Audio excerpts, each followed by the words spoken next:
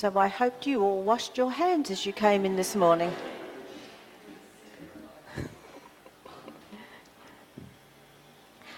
I'm sure at some stage that all of us had said to a child or to somebody else, "Did you wash your hands before coming to the table?" So, is there anything wrong with that? Societies everywhere have traditions and rules that they follow, and for good reason. However, over time, rules can become outdated, blurred when the original intent of the law is lost, or even harmful when they are applied in an overzealous manner.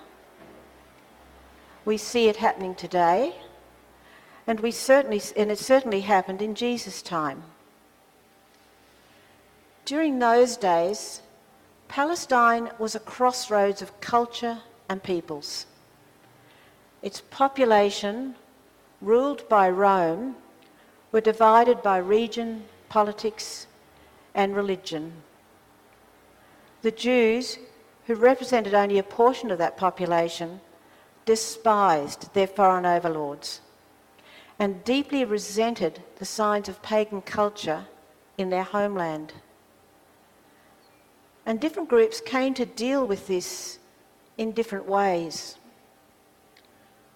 One group, the Zealots, were bent on armed resistance. Another group, the Essenes, simply withdrew into the Judean wilderness. The Sadducees, a conservative political group who represented a small number of mainly wealthy, pedigreed families, decided the best thing was to live and let live and make the most of it. The Pharisees, whose name means separated ones, took a different approach. Their way of dealing with the whole situation was to really emphasise those Jewish traditions and practices that set them apart from this pagan culture. Now, as you know, it was the Ten Commandments that formed the basis of Jewish religion. Look closely and you will see that those commandments fall into two sections.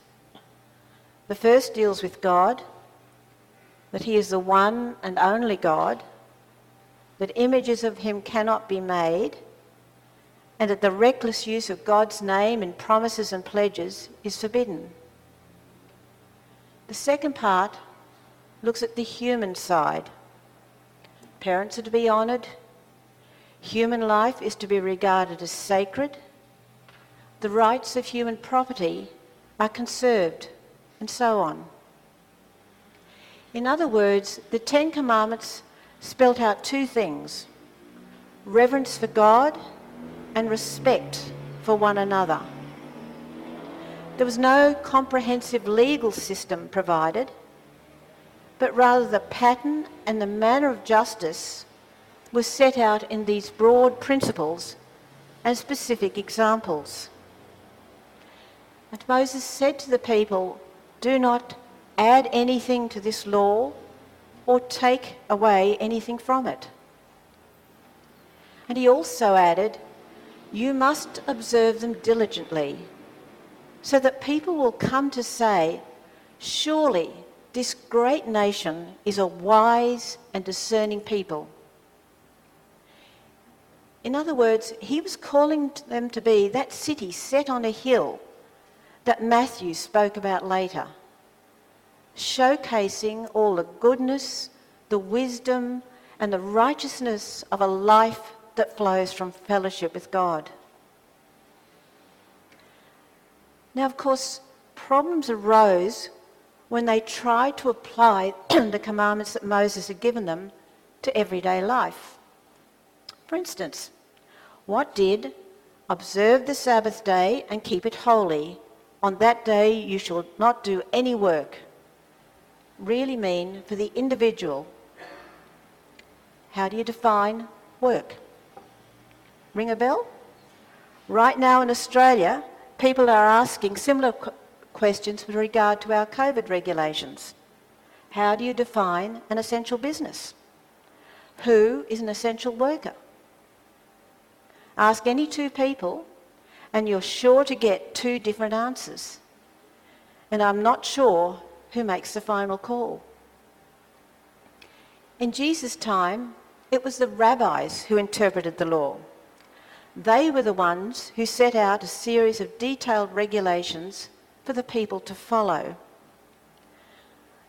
And part of their reasonings seemed to be that it would be a lot easier for the people to live within God's laws if they enacted rulings that would prevent them from ever coming close to breaking those 10 commandments. They were like worried parents trying to place a fence around those in their care to prevent them from going astray. And though their intentions were good, this practice opened the door to rigidity and legalism and led to people being labelled and excluded, pushed to the outer. Today, because of COVID, we have some very strong rules in place too, and with good reason. But again, we face a similar problem. How many times have you heard people or thought yourself, where is the compassion in all of this? Now back to the rabbis. Just like today, different rabbis had different ideas on exactly what the law should be. And of course, many debates ensued. As a rabbi and a teacher, Jesus was often asked for his opinion. To begin with, he was very quick to say, "Do not think that I've come to abolish the law or the prophets. I have not come to abolish them, but to fulfill them." However, the religious leaders of the time did not really believe this. They felt that he was trying to undermine all that they had set up, and so they regarded him with suspicion.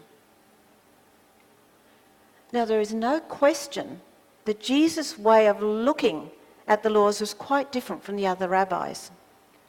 For instance, one question that was often asked was this: what is the greatest principle of the Torah? People were hoping for a simple statement to just sum it all up. Hillel, a famous rabbi of the time, came up with this answer: whatever is hateful to you, do not do to others. This is the whole Torah, and the rest is commentary. Go and learn it.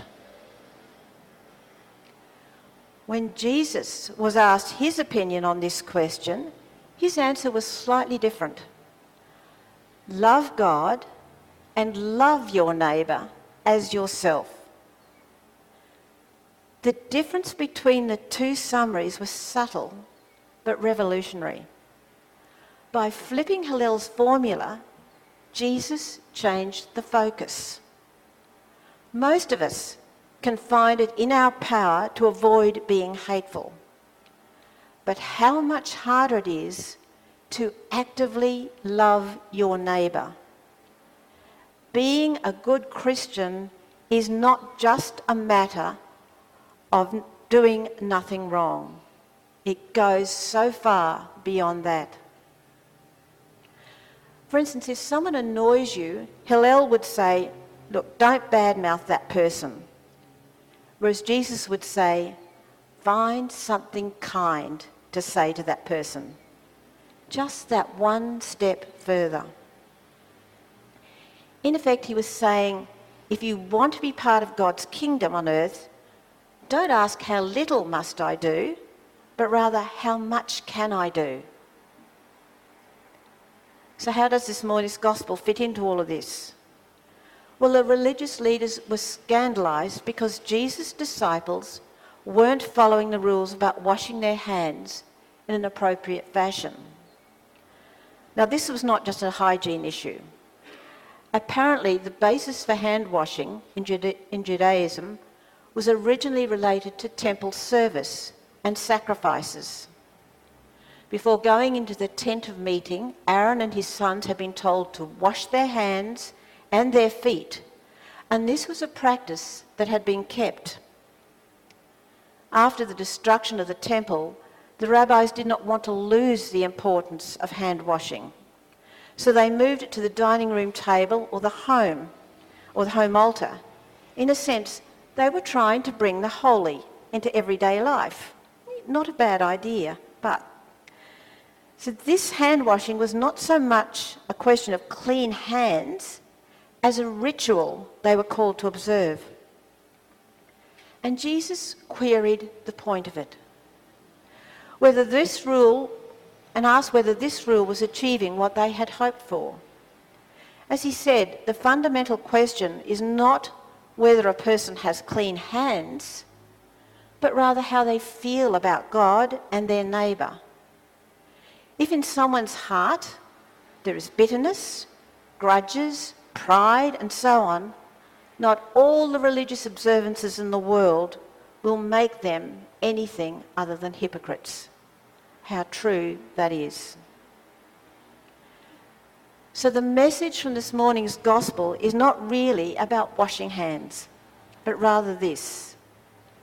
The plain but challenging truth is that real faith has always been about allowing God's grace to change our hearts and minds so much that it changes the way we live and what we seek to do.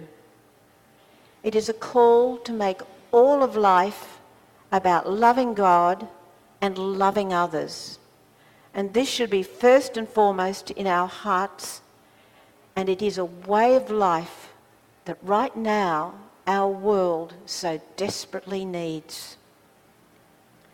So in the words of Michael Leunig, God, help us to change ourselves and change our world, to know the need for it, to deal with the pain of it, to feel the joy of it, to undertake the journey without understanding the destination. The art of gentle revolution. Amen.